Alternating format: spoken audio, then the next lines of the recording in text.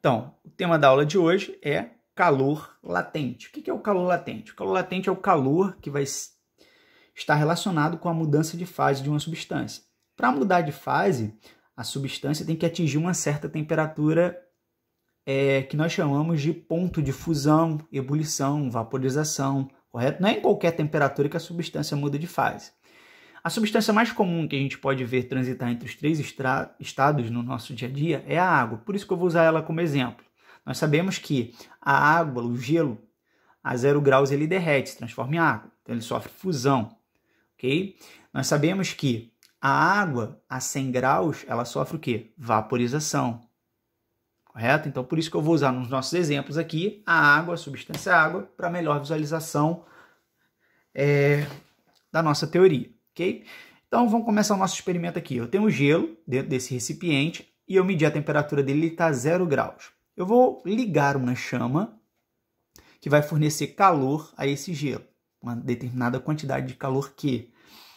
Eu vou perceber que ao passar do tempo, esse gelo ele começa a derreter. Porém, a temperatura dele, como eu vou estar medindo a temperatura, não está se alterando. Então, depois de um certo tempo, eu percebo que ainda tem gelo e água aqui na mistura.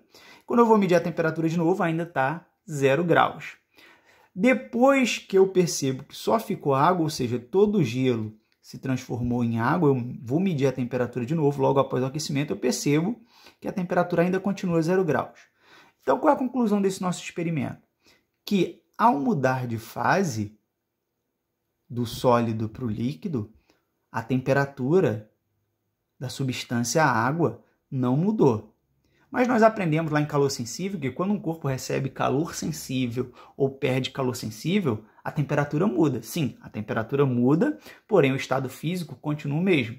Já na mudança de fase, a substância vai receber calor latente, como vocês estão vendo, e a sua temperatura não vai mudar. Por isso que é chamado de calor latente, calor de mudança de fase. Okay? Então, toda vez que uma substância muda de fase, o calor envolvido é o calor latente. E como é que a gente faz para calcular essa quantidade de calor que o corpo recebe?